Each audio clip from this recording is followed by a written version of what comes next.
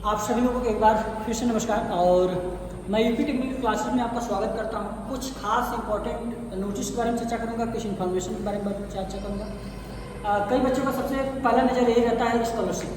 तो आज हमारी चर्चा जो 10 मिनट की चर्चा होगी वो स्कॉलरशिप, ये आज सभी स्टूडेंट को के बारे में जानकारी मैं दूंगा। ऐसा नहीं कि मैं डिप्लोमा में हूँ, ITI में हूँ, बीटेक में हूँ, BA में हूँ, BTC में हूँ, एनी वन अदर भी कोई कोर्सेज है, हाई स्कूल इंटर, सबका मैं आपको बता देंगे। और कब कब किस्त आने वाली है, कैसे होगा, तो सबका मैं बता दूंगा। ठीक है, आज A to Z की कब पैसा आने वाला है और 9th 10th वालों का कब आएगा, तो ये सब हम आपको डिटेल इसके बारे में आज चर्चा करेंगे। ठीक है, तो चलिए बहुत ज़्यादा समय नहीं लेंगे, लेकिन तो इस बार कोई भी वीडियो की स्किप मत करिए, अंत तक ही देखिएगा, क्योंकि आप ही के फायदे के लिए ये सब चीज़ है। सबसे पहले चीज़ हम बताएंगे ना कि ये जो आय आपकी, जो पिता की आय, सबसे पहली बात तो बच्चों की आय नहीं लगेगी, पहला कंडीशन। तो सभी लोग अपने पिता की ही आय बनवाएंगे। पहला, किसी के इस बार बच्चों की आय नहीं लग के हमेशा पिता की आय लगाई जाएगी। तो पिता की आय कितनी होनी चाहिए?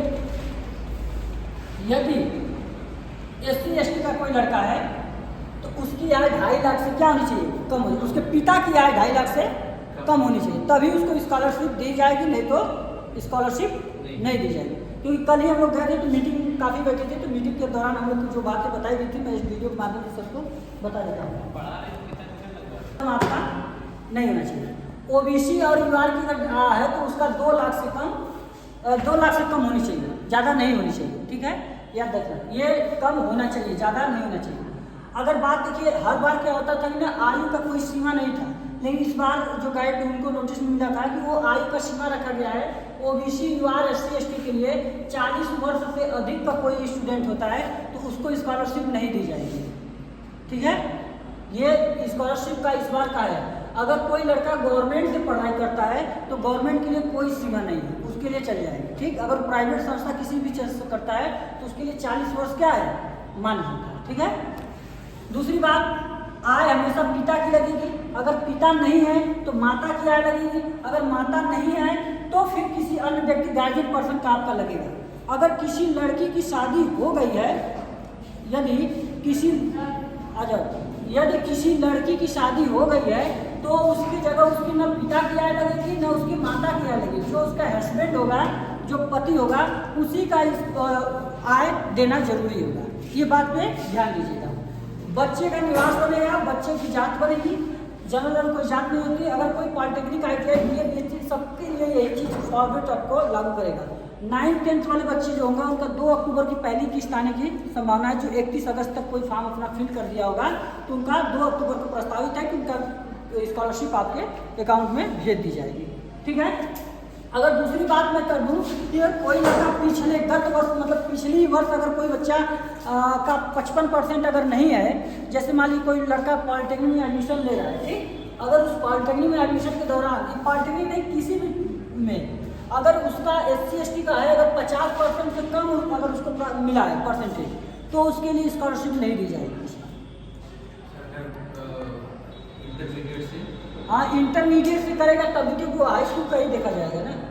लेटरल से हो चाहे किसी में, वो 50% से कम हाई स्कूल की होगी नहीं, वो सबका जिसके कोर्स करेगा उसके पिछले वर्ष, जैसे इंटर से कर रहा है तो इंटर वाली देखी जाएगी, ITI किया तो ITI वालों का देखा जाएगा। समझ आया? जिसके बाद वो एडमिशन ले रहा है उसी चीज़ का वो देखा जाएगा। जैसे आपने भले BA कर लिया है, लेकिन तो आपने एडमिशन क्वालिटी हाई स्कूल की बेस से लिया गया तो हाई स्कूल का ही देखी जाएगी। नहीं तो एडमिशन किसके बेस पे लिया गया, उसके बेस पे, हाई स्कूल के बेस पे ले रहा। हाँ, तो हाई स्कूल की ही देखी जाएगी।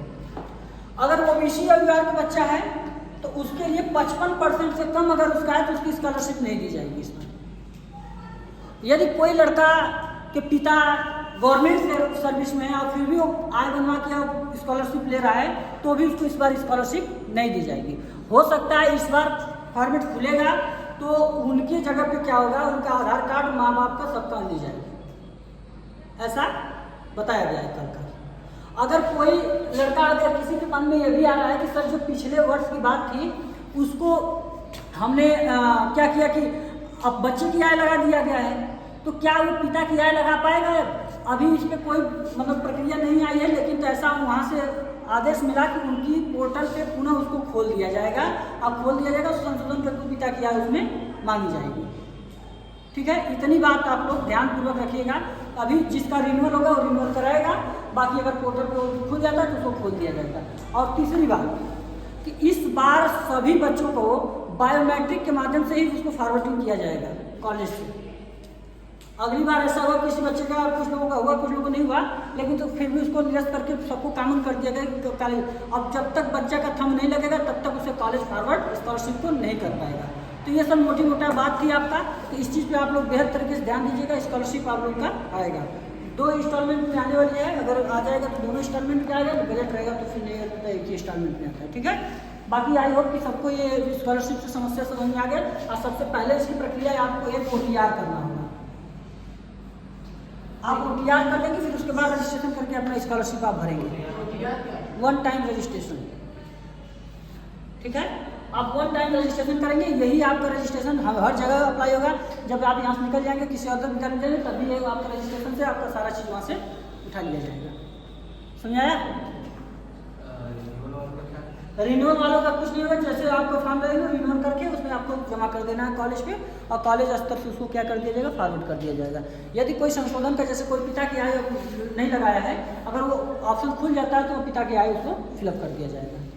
ठीक है, आई होप कि सबको ये चीज़ समझ में आया। अच्छा, कुछ BTC वाले हैं तो BTC वालों को भी SC ST का स्कॉलरशिप नहीं आएगी, तो उनकी स्कॉलरशिप आने वाली है। ठीक है, और यहाँ तक कि उसकी स्कॉलरशिप आएगी, जिसकी हर जगह से फॉरवर्ड हो गया है उसका स्कॉलरशिप आएगा।